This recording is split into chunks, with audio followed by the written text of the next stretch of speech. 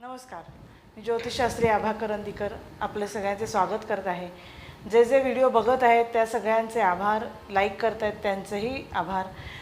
आज आपण बघणार आहोत गुरु या ग्रहाबद्दल माहिती घेणार आहोत. गुरु हा ग्रहाला ज्योतिषशास्त्रामध्ये अत्यंत महत्त्व आहे. या ग्रहाला देवांचे गुरु असं म्हणून म्हटलं जातं, त्यामुळे महत्त्वाचा ग्रह आहे. या गुरुला बृहस्पती म्हटलंही जातं आणि अजून अनेक नावं आहेत, पण त्यातलं एक बृहस्पती एक आपल्याला पटकन निदर्शनास येईल असं नाव आहे. हा ग्रह कसा आहे तर सत्वशील आहे.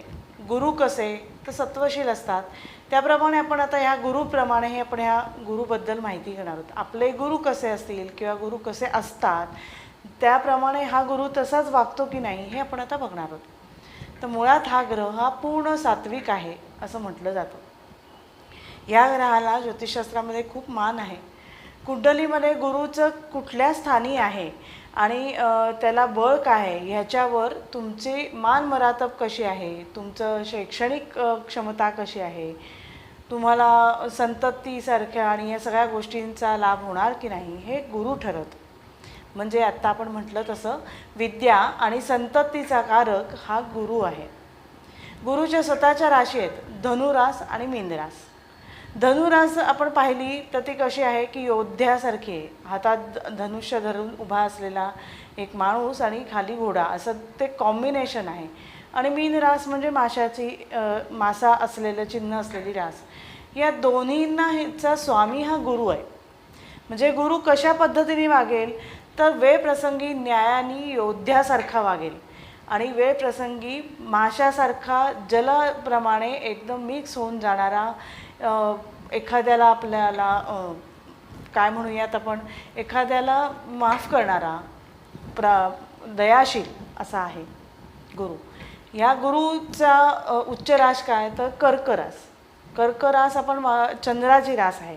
म्हणजे चंद्राच्या राशीमध्ये गुरु हा उच्चीचा होतो आणि त्याच्या समोरची रास ही मकर आहे. मकर रास ही शनी स्वामी असलेला आहे. मकर राशीमध्ये हा नीचेचा होतो.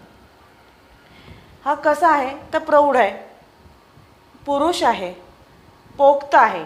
म्हणजे थिल्लरपणा, फाजीलपणा, ज्या माणसाच्या राशीमध्ये कुंडलीमध्ये गुरु प्रबळ असतो त्या व्यक्तीला थिल्लरपणा आवडत नाही.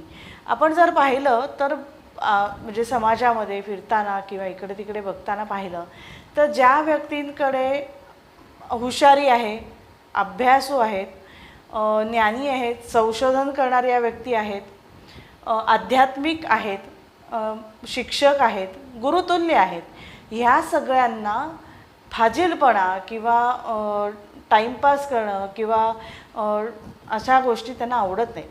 छछोरपणा असा शब्द एक वापरला जातो, असं आवडत नाही. हा पुरुष ग्रह आहे, मानी आहे पण शांत आहे. म्हणजे मानी असणं आणि शांत ह्या दोन्हीचं कॉम्बिनेशन हा गुरु आहे. कारण मानासाठी नाहीतर तापट असणारी लोकही आपण बघतो, पण शांतपण आहेत. मला मान मरातब दिला तरी आनंद आहे, नाही दिला तरी मी शांतपणे ते स्वीकारीन असं स्वभावाचा हा गुरु आहे. अत्यंत विवेकी आहे, दुसऱ्याला समजून घेणार आहे. ज्याच्या कुंडलीमध्ये गुरुचं स्थान उत्तम आहे, गुरु प्रबल आहे किंवा बलवान आहे, त्या व्यक्ती दुसऱ्याला सहज समजून घेतात, त्यांच्या लेव्हलला जाऊन त्यांना समजून घेतात आणि त्यांना अनेक पद्धतीने मार्गदर्शन करतात. हे महत्त्वाचा गुणधर्म या गुरुकडे आहे. समतावादी आहे, प्रत्येकाला समान वागवण्याची वृत्ती आहे. जर आपण नीट लक्ष दिलं तर समाजामध्ये ज्या उच्च स्थानी गेलेल्या व्यक्ती आहेत त्या सर्व व्यक्तींना, म्हणजे आर्थिक स्थितीने कमकुवत असू देत, आर्थिक स्थितीने उत्तम असू देत किंवा शैक्षणिकदृष्ट्या कमकुवत असू देत, शैक्षणिकदृष्ट्या उत्तम असू देत, ह्या सर्व लोकांना समानतेने ही लोकं वागवतात. आपल्याला नेहमी या लोकांचं कौतुक वाटतं की इतक्या मोठ्या व्यक्ती आहेत पण किती डाऊन टू अर्थ आहेत, आपण असं त्यांना म्हणतो. धर्मप्रेमी आहेत पण ह्यांचं धार्मिकपणाना हा भोंदूपणा नसतो. म्हणजे त्यांना धर्मावर अत्यंत निष्ठा असते. धर्मात जे सत्य लिहिलेलं आहे ते अंगीकारण्याचा ते प्रयत्न करतात. म्हणजे त्याची बुवाबाजी म्हणा किंवा त्याचा शो ऑफ म्हणा हे लोक हे करत नाहीत. जे आपल्याला धार्मिक कर्म सांगितलेली आहेत ती बिनबोभाट करणारी ही लोक आहेत. आध्यात्मिक आहेत आध्यात्मिक आहेत म्हणूनच यांचा गुरु पण उत्तम आहे. दोन्ही गोष्टी एकमेकांना पूरक आहेत. आध्यात्मिक असणाऱ्या व्यक्ती ह्या एक एक दिवस विवेकातनं अलिप्त होतात, म्हणजे समाजात राहतात, समाजासारखं वागतात, पण समाजाकडनं वेगवेगळ्या अपेक्षा न ठेवता एक वेगळ्या स्थानावर जातात. अत्यंत विचारी ही लोकं असतात. अविचाराने ही लोकं कधीच बोलत नाहीत. पाहिलं ना तर त्यांची एक एक वाक्य आपल्याला अत्यंत महत्त्वाची वाटतात, की एक वाक्य आपल्याला काहीतरी देऊन जातं, काहीतरी शिकवून जातं. ही लोकं उदारही असतात, विवेकी आहेत, वैरागी आहेत, त्यामुळे ना ते उदार आहेत, कारण त्या कुठल्याच गोष्टीत शक्यतो अडकत नाहीत, सहज देऊन टाकतात एखाद्याला, इतके ते उदार आहेत. मग ते त्याचं बुद्धिमत्तेतले काही गोष्टी त्यांना शिकवायच्या असतील, अगदी ऐहिक सुखातल्या म्हणजे आपल्या काही वस्तूंमधल्या असतील, पैशा रुपाच्या असतील, कुठल्याही गोष्टीमध्ये ही लोकं उदार असतात, बुद्धिवादी असतात. आपण बुधाच्या वेळेला बुद्धी शिकलो होतो, पण गुरुची बुद्धिवादी हा प्रकार वेगळा आहे. कारण बुधाकडे ही नुसतीच बुद्धी झाली, पण गुरु ही ज्ञानात्मक बुद्धी देते, म्हणजे नुसती बुद्धी नसताना त्याच्याबरोबर ज्ञान देते. तत्वशील आहेत, त्यांची तत्व ही ठरलेली असतात, पण ही तत्व कोणालाही त्रासदायक नाहीत. ही तत्व समाजोपयोगी असतात किंवा माणसाच्या एका प्रगतीकडे जाण्यासाठी स्वीकारलेली तत्व आहेत. आध्यात्मिकता आपण म्हटलंच आहोत, संशोधन करायची वृत्ती आहे. कारण गुरु हा एक संशोधात्मक, कारण आपण आध्यात्मिक लोक किंवा कुठल्याही प्रकारचे अशा व्यक्ती जर पाहिल्या तर या संशोधन करतात. नुसतंच वरवरचा अभ्यास करून प्रगट होत नाहीत, तर हे संशोधन करणारी लोक आहेत. कीर्तन करतात, कीर्तन म्हणजे बोलणे, पण ह्याचं बोलणं कसं असतं तर एखाद्याला आधार देणारं असतं, एखाद्याला मार्गदर्शन करणारं असतं. आणि आपण आध्यात्मिक ह्याच्यातनंही जर आपण कीर्तनाचं स्वरूप जर पाहिलं तर या कीर्तनातनं प्रबोधनच केलं जात होतं. कीर्तन करणं ही जी गोष्ट आहे ना, ही गोष्ट तात्काळ असते, म्हणजे त्या त्या समाजातल्या घडणाऱ्या घटनांवर अचानक बोलण्याची गोष्ट असते, म्हणजे ते पाठांतर करून बोलायला लागत नाही. ही कीर्तनाची महत्त्वाची गोष्ट आहे. प्रवचन करतात, पण मुद्देसूद बोलतात, म्हणजे आपण जेव्हा बुधाच्या वेळेला बोललं की खूप गडाबड हसतात, बोलतात, तसं मात्र गुरुची लोकं, गुरुप्रबळ असलेली व्यक्ती कशा बोलतात तर ह्यांच्या प्रत्येक बोलण्यातनं प्रत्येकाला आधार मिळतो, काहीतरी शिक्षण मिळतं, एखादा मार्गदर्शन मिळतं, अशा पद्धतीचं यांचं प्रवचन असतं. दिलेल्या मुद्द्याला धरून असतात. हे वायफळ बडबड ह्यांची नसते. व्याख्याते असतात. ह्या अशा ज्यांचा गुरु उत्तम आहे आणि ह्यांना व्याख्यानाला आपण जर बोलवलेलं असेल तर यांचं व्याख्यान आपण कितीही तास ऐकू शकतो, कारण ह्यांच्या बोलण्यातनं, वागण्यातनं, देहबोलीतनं कुठलाही अहंकार, अभिमान नसतो आणि बोलणं शांत असतं. शांत असतं म्हणून ते आपल्याला ऐकावंसं वाटतं. तमोगुणाचं असतं ना बोलणं, तेव्हा आपल्याला ऐकावंसं वाटत नाही. कर्कश असतं तेव्हा आपल्याला ऐकावंसं वाटत नाही. जेव्हा ते शांत असतं तेव्हा आपल्याला त्याची भूमिका पूर्णपणे ऐकावीशी वाटते, आणि जेव्हा ते शांत बोलणं असतं तेच आपल्या आतपर्यंत जातं, आपल्या लक्षात राहतं. हा महत्त्वाचा गुणधर्म या गुरुकडे आहे. म्हणजे जर आपल्याला एखादे गुरु जर आपण बघितले तर ते आपले गुरु काय काय करतात, आपण म्हणजे आता उदाहरणार्थ आपण जर म्हटलं तर एखाद्या शाळेचं पुस्तक आपण किंवा कॉलेजचं पुस्तक आपण घरी आणलं आणि वाचायला सुरुवात केली तर ते आपल्याला गोष्ट कळत नाही. त्याला आपल्याला शिक्षकांची गरज असते, म्हणजे आपल्या गुरूंची गरज असते, कारण गुरु तीच गोष्ट आपल्याला उलगडा करून सांगत असतात. ह्या पद्धतीचा हा गुरु आहे, म्हणून तो देवांचाही गुरु आहे असं म्हटलं जातं. मग ह्या गुरुचं बळ आपल्या कुंडलीत कसं आहे हे बघण्याची गरज आहे. आपल्या आयुष्यामध्ये जेव्हा शुभकार्य असतात, उदाहरणार्थ मुंजय, लग्न आहे, या ज्या शुभकार्याच्या ज्या गोष्टी आहेत या सगळ्यांसाठी त्या व्यक्तीला, म्हणजे ज्याचं कार्य आहे त्या व्यक्तीला गुरुबळ किती आहे हे बघितलं जातं. गुरुबळ नसेल तर कार्य निर्विघ्नपणे होत नाही. म्हणजे आपण कितीतरी वेळा म्हणजे आपण म्हणजे पत्रिका लिहितो जेव्हा, म्हणजे बोलावण्यासाठी लग्न पत्रिका आपण म्हणूयात, किंवा त्या पत्रिकांमध्ये आपण नक्की म्हणतो की कार्यसिद्धीस नेण्यास श्री समर्थ आहेत. समर्थ म्हणजेच गुरु आहेत, सामर्थ्यवान म्हणजेच ते गुरु आहेत, हे आपण तिथे मानतो. पण गुरुचं महत्त्व ह्यासाठी आपण अत्यंत महत्त्वाचं आहे.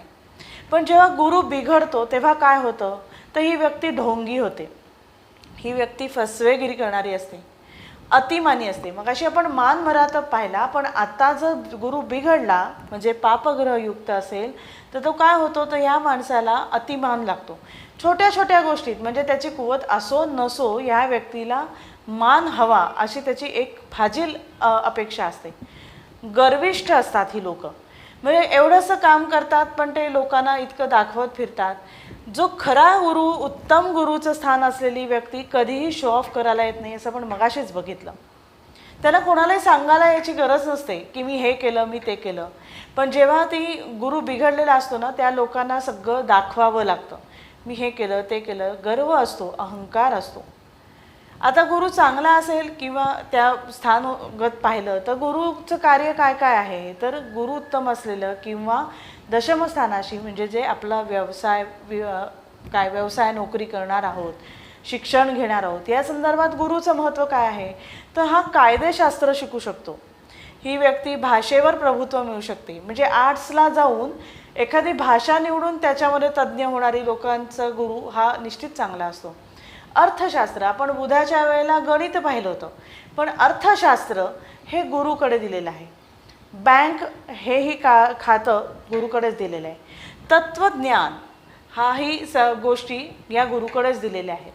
लेखन, आता आपण बुधाच्या वेळेलाही लेखन पाहिलं होतं, पण ते काय लिहिलं जावं, तर गुरुचं महत्त्व असेल तर उत्तम लेखन होतं.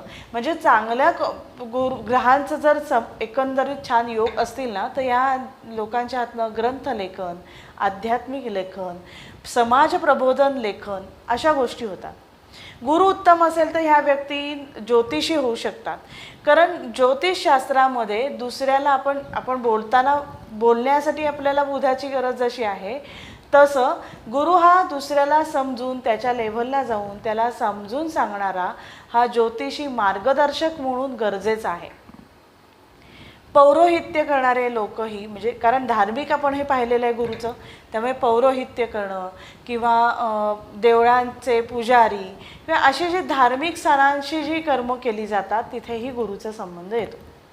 शिक्षक तर महत्त्वाचाच आहे की शिक्षक हा फक्त शिक्षणाचं दान देत असतो, ज्ञानदान देत असतो, त्यामुळे गुरुचं कारकत्व तर त्याच्यावर नक्कीच आहे. शरीरामध्ये हा गुरु काय आपलं काम करतो, तर पचनशक्ती अत्यंत महत्त्वाचा हा पार्ट आहे आपल्या शरीरात.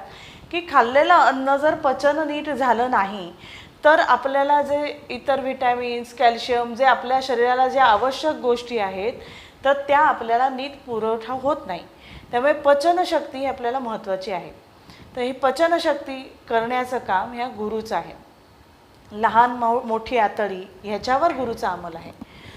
चरबी किंवा फॅट्स आपण म्हणतो ते, एखाद्याचा गुरु थोडा बिघडलेला असेल तर त्या दशांमध्ये ती व्यक्ती जाड होते, म्हणजे एक्स्ट्रा जाड होते आपण म्हणूयात की किती जाडी आहे या व्यक्तीची, तर त्याचा संबंध गुरुशी असू शकतो. रक्ताभिसरणाचा संबंध, रक्ताभिसरण करण्याची जी प्रक्रिया आहे ते काम गुरु करतो. शरीरात कुठे होतं, तर मांड्या, पाय. आता आपण बघूयात मीन रास आणि धनुरास हे गुरुची आहे. मीन रासेकडे पाऊलं गेलेली आहेत, म्हणजे शरीरातले एकदम आपल्या पायाची पाऊलं, शेवटचा भाग हा गुरुकडे आहे. तसाच मांड्या, आपण कारण दशमस्थान किंवा मकर असा जर विचार केला तर त्याच्याकडे गुडघे आले, पण धनुरास की नवम स्थानामध्ये येते. तर नवम स्थान म्हणजे नैसर्गिक कुंडली धनुरास येते. या धनुराशीकडे मांड्यांचं कारकत्व आहे. उजवा कान, शरीरांतर्गत शोषण जे आपण मगाशी पाहिलं या करण्याची क्षमता, ढोपरं, ह्या सगळ्या गोष्टींचा संबंध येतो. म्हणजे आता ॲक्सिडेंट झाला आणि गुरुचा संबंध आहे, मंगळाचा संबंध आहे, तुमच्या कुंडलीमध्ये अपघाताचा योग आहे, असा सगळा जर विचार आपण केला तर त्या व्यक्तीला ढोपराला इजा झाली असू शकते किंवा मांड्यांना काही इजा होऊ शकते किंवा उजव्या कानाला त्रास होऊ शकतो असं आपण म्हणता येऊ शकतं. किंवा पचनक्रिया बिघडण्याच्या त्या दशा अंतर्दशा जेव्हा आपल्याला 60-12 संबंधित आहेत, गुरुशी संबंधित आहेत, तेव्हा आपण म्हणू शकतो की अरे ऐकायला कमी यायला लागलं ह्या व्यक्तीला, किंवा अशा गोष्टी होऊ शकतात. ह्याची दृष्टी काय आहे, तर 5व्या स्थानावर आहे, 7व्या स्थानावर आहे आणि 9व्या स्थानावर आहे. याचं तत्व काय आहे, तर आकाश तत्व आहे. दिशा काय आहे, तर ईशान्य. आपण बघूयात धार्मिक, आपण देवघर सुद्धा ईशान्य दिशेला, म्हणजे गुरुचं स्थानही ईशान्य दिशेलाच आहे. याचे मित्र कोण आहेत तर रवी, चंद्र आणि मंगळ. रवी वडील, चंद्र आई आणि मंगळ कोण आहे? आपण अधिकारी, अधिपती, लढाऊ असं सगळ्यांनी बघितलेला होता. त्यामुळे गुरुचे ते मित्र आहेत. शत्रू कोण आहेत तर बुध, शुक्र. जे आपण मगाशी म्हटलं तसं की फाजील, अल्लड ह्या गोष्टी त्यांना आवडत नाहीत. आणि समकोण ग्रह आहेत तर शनी आणि राहू हे त्यांचे समग्रह आहेत. वृत्ती म्हणजे कफ वात प्रकृतीमध्ये काय येईल तर कफ आणि वात ह्या प्रकृती ह्या गुरुकडे येतात. याचा रत्न काय आहे तर पुष्कराज आहे. महादशेमध्ये 16 वर्ष एवढा काळ ह्याला गुरुला दिलेला आहे. म्हणजे गुरु आपल्या बहुतेक शिक्षणाच्या संदर्भात नक्कीच येतो की आपल्याला शिक्षणाचा काळ जो असतो त्या काळामध्ये हा गुरुचं महत्त्व आहे. याची भूमी काय आहे तर अरण्यभूमी आहे. याचा रंग काय आहे तर पिवळा. आणि देव कोण आहे तर दत्तगुरू आहे. त्यामुळे ज्यांचं गुरु प्रबळ आहे ना त्या व्यक्तींना नक्कीच दत्त स्वामींबद्दल ओढा असतो. त्यांची नेहमी उपासना ही लोक करत असतात. यांचा वर्ण काय आहे तर विप्र वर्ण आहे. अशा पद्धतीने आपण ह्या गुरुबद्दल हे सगळी माहिती घेत आहोत. तर गुरु आपल्या आयुष्यामध्ये अत्यंत महत्त्वाचा आहे. तो चांगला आहे, वाईट आहे, हा आपल्या नशिबाप्रमाणे कुंडलीत मिळालेला आहे त्याप्रमाणे. पण आपल्याकडे जी कमकुवतता आहे किंवा जर कमजोरी होत असेल तर त्याच्यावर आपण छानपैकी एक विचारमंथन करून शास्त्रशुद्ध आपण पद्धतीने जर विचार करून त्याच्यावर प्रगती केली तर आपल्या आयुष्यामध्ये जरा म्हणजे सुखकर आयुष्य होऊ शकतं. तर हा गुरु ह्या पद्धतीने आपण पाहिला. तर परत आपण भेटूयात. हा व्हिडिओ आवडला तर शेअर करा, लाईक करा, नोटिफिकेशन करा. यूट्यूबवर तुमच्या कमेंट्स नक्की शेअर करा, त्यामुळे इतरांनाही त्या पोहोचू शकतील. त्याबद्दल धन्यवाद आणि आपण परत भेटूयात पुढच्या व्हिडिओला. नमस्कार.